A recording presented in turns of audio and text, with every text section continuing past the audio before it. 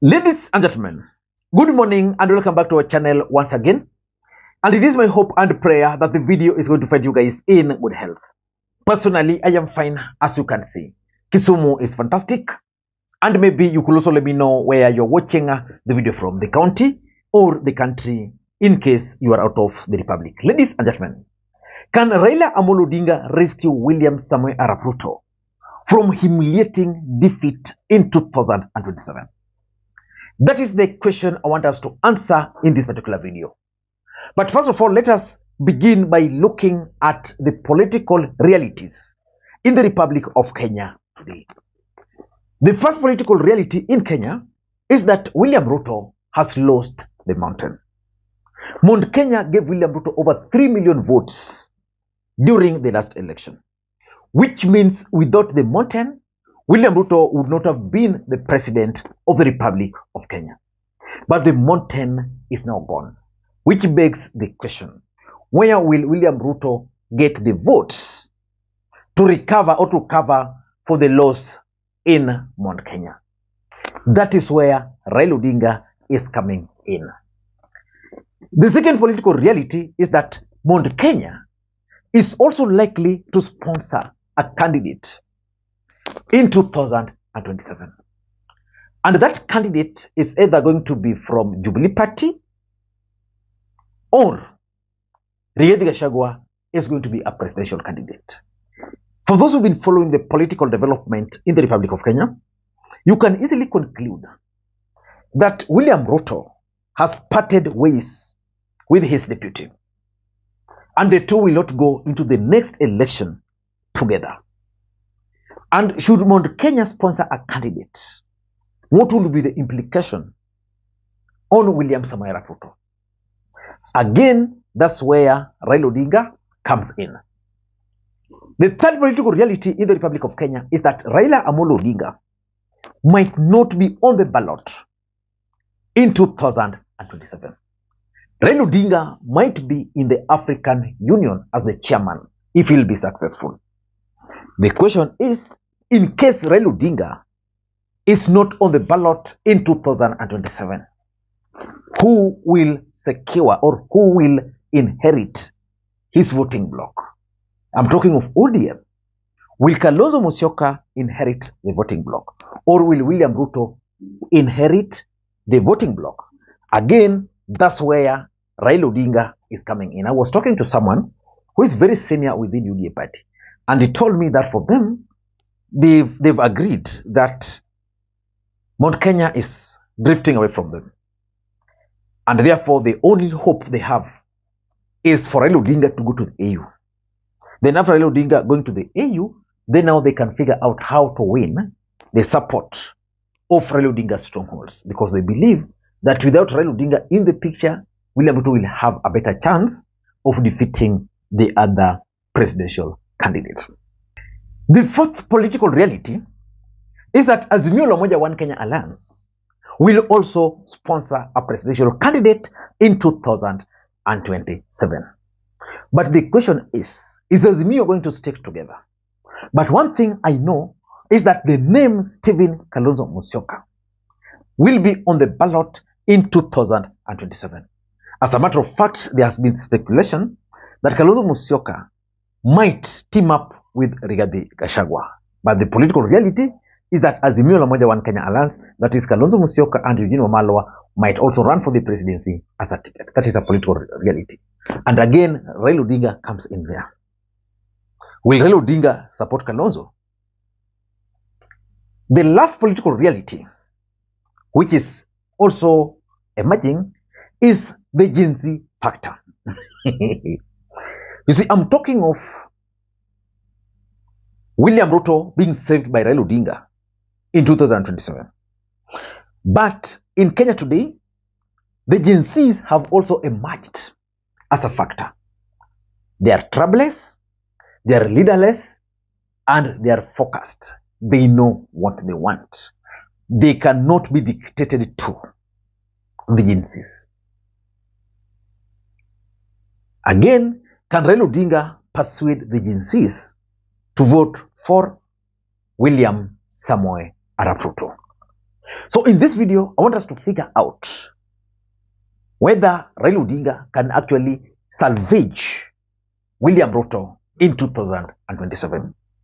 But before you do that, for those who are watching this channel for the first time, please take a second or two, click the subscribe button so that next time we produce a video like this, YouTube will automatically notify you. And to the subscribers, I want to continue thanking you guys for your continued support. Because without that support, this channel cannot be where it is. Ladies and gentlemen, without any further ado, allow me to dive in again. Before I dive in, allow me to also take this opportunity to thank the following people. You are seeing their names on the screen there for the copy which they sent to me earlier today. It goes a long way in supporting the channel. You can also do the same using the numbers you are seeing on your screen. Ladies and gentlemen, let us dive in. Can Raila Odinga save or rescue William Ruto in 2027? Okay, let me reframe the question. Do you think William Ruto will win the presidency again in 2027? The truth of the matter is that William Ruto has lost touch with the ordinary people. William Ruto has lost the narrative, which is the hustler narrative, which propelled him to the presidency. William Ruto has told Kenyans all lies and promises, which means there's nothing new William Ruto can tell Kenyans. As a matter of fact, when he was on X-Space, Kenyans were very clear with him that they can no longer trust his words because they consider him as a liar. So in short, as we speak, William Ruto cannot win the presidency. But William Ruto and his team believes that Raila Odinga can help him win the presidency. And that's why there's the talk of Raila Odinga forming government of national unity with William Ruto. Let me ask you a question. Why do you think William Ruto fell out with Uhuru Kenyatta? It was because Uhuru Kenyatta realized that it was going to be very difficult for him to rule the country minus ODM or was it NASA or Azimio at that time? Then he decided, let me bring Raila on board. William Ruto took advantage of that. Today, William Ruto is contemplating doing exactly, in fact, even worse than what Uhuru Kenyatta did. Because for Uhuru Kenyatta, he just entered into some working arrangement. William Ruto is considering the formation of a coalition government. So the truth is, as things stand today, if elections were to be held in the Republic of Kenya, William Ruto will be handed humiliating defeat. If you are in doubt, please let me know the numbers. Because politics is a game of numbers. Where will William Ruto get the numbers? And that is why they are looking for Raila Odinga to help them make the numbers add up. Yeah. So let us go to 2022 and figure out William Ruto's game plan for 2022. Very simple. In 2013, 2017, Uhuru Kenyatta was the president. And they came up with a tyranny of numbers. So in 2022, William Ruto was able to still cling onto the Kikuyu votes. So his game plan was simple. Because he was running for the presidency as a Kalenjin, it meant the entire Kalenjin nation was going to rally around him. Then he managed to win the Kikuyu support, which means he had the Kalenjin and the Kikuyu. In short, he sustained that tyranny of numbers narrative. Then William Ruto figured out that for me to succeed, I just needed to venture into some of Raila Odinga's strongholds. So William Ruto figured out how he could enter into Coast, and of course he was a bit successful. How he could enter into places like Kisii, and of course the other places where Raila Odinga used to win, like in the Luhya Nation, he ended up with the Kalonzo, with the Musalia Mudavadi on his side, and Moses Masika Wetangula. Now, what do you think is William Ruto's game plan for 2027? Because the truth is, the mountain is gone. And even if not gone fully, even if half of the mountain will depart from William Ruto's side, that's a huge blow. Because that would amount to over 1.8 or let's say 1.6 million votes. If you add to those who voted for Raila Odinga in the last election, which were from the mountain, which I think were 1 point something, that's huge. So if the mountain were to depart from William Ruto today, how will the numbers look like? Ruto is crafting this game plan for 2027. The Kalenjin, he believes, will still vote for him. William Ruto believes that with Raila Odinga on his side, he will be able to penetrate the Luhya nation, because even with the Weta and Mudavadi, is unable to really penetrate the Luhya nation. So he believes with Raila Odinga, he will be able to win the Western kind of alliance, and therefore he will easily succeed. But the question is, can Raila Odinga help William Ruto succeed? For me, if you ask me, William Ruto's fate is sealed. It's going to take a miracle, not Raila Odinga, for William Ruto to be re-elected in 2027. So, in short, Raila Odinga might not really salvage William Ruto from the humiliating defeat. I'm saying this because of the following reasons. Number one, there is the emergence of the Gen Zs. You see, these Gen Zs are tribeless. When they organized demonstrations, everybody was shocked. In fact, initially William Ruto's game plan was very simple. Let the Kikuyus stay away, win Raila Odinga support, play kama yeye with IBC. With Raila Odinga in AU, nobody was going to organize demonstrations. The young people were not, were not aware politically. Now the Gen Zs are here. They have proved that they can resist, they can demonstrate, they can push back. Those are things William Ruto never anticipated. So the emergence of Gen Zs is a movement that will defy even Raila and Odinga. And with the rage they have, it means they will even turn up in large numbers to send these people home, including Raila Odinga, if Raila Odinga will not be very careful.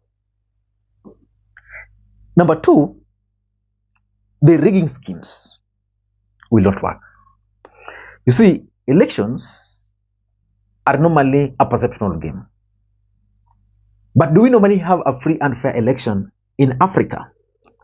We've never had a free and fair election in Africa and in Kenya in particular.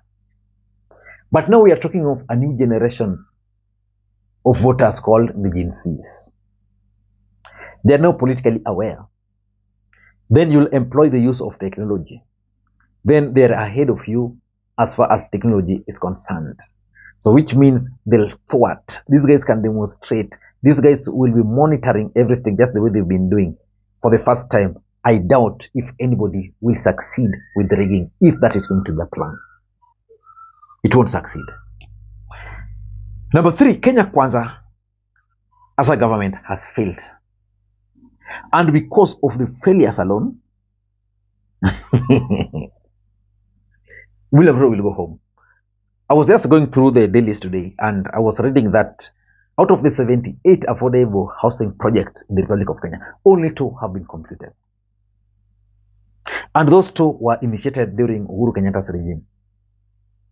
Which means since coming into power and making housing one of his pet projects, William Ruto is still unable to deliver. What about employment? The main reason why the Gen Zs left their comfort zone to go to the street was because of employment. The unemployment rate in the Republic of Kenya is just too high. Do you think they can do magic between now and the next general election? So Kenya Kwanza failure will make William Ruto go home. Number 4, William Ruto has also lost the narrative. Let me ask you, is there anything new that William Ruto can tell Kenyans that he has never told them? Is there any promise he can tell Kenyans? In fact, today the rallying call in the Republic of Kenya is that we just want action, not talks. They are reminding Ruto that they are tired with the promises. They are tired with kuambiwa ni tutafanya tumetenga. No, they just want action. When Raila Odinga called for dialogue, when he met with William Ruto, the Gen Zs told them, no, we are not ready for dialogue. We just want you guys to act. We want action. So the narrative is no longer there. William Ruto persuaded the mountain to vote for him because he convinced them that their problem began and ended with Uhuru Kenyatta. was a dynasty. And Raila Odinga was a project of Uhuru Kenyatta. So, for me, William Ruto's fate is actually sealed. And of course, there's also the Kikuyu or the Mount Kenya factor. You see, William Ruto convinced the mountain to vote for him because Uhuru Kenyatta was supporting Raila Odinga. And he convinced them that Raila Odinga is a very bad man. Then we are now talking of a possibility of government of national unity. So the mountain are watching William Ruto and they are wondering, if you told us this guy was that bad, then now you work with him, then you'll want us to support you. So I think Raila phobia is also going to unite the mountain. Because remember, Raila Odinga enjoys massive support internationally. Sorry, nationally. Which means the mountain will unite because they'll assume that Ruto is now organizing 41 versus 1. So out of the fear, the Kikuyu nation will be united. And their prayer will be that Raila Odinga will not be in the ballot and they will have a chance. And lastly,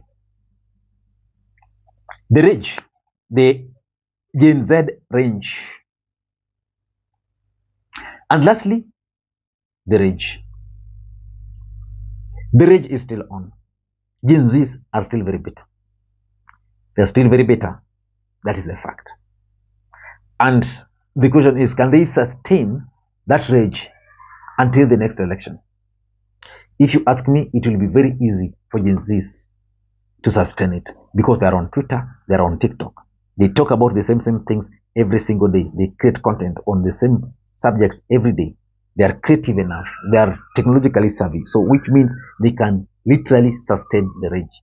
And that is going to be bad politics for William Samoei Arap Ruto. So in my verdict, there is no way Raila Odinga will help William Samoei Arap Ruto. If anything, this is his best chance. If he can persuade the Gen Zs to support his bid. I don't know what you think. That's my take. Until next time, this is Lee Makwiny. Bye-bye.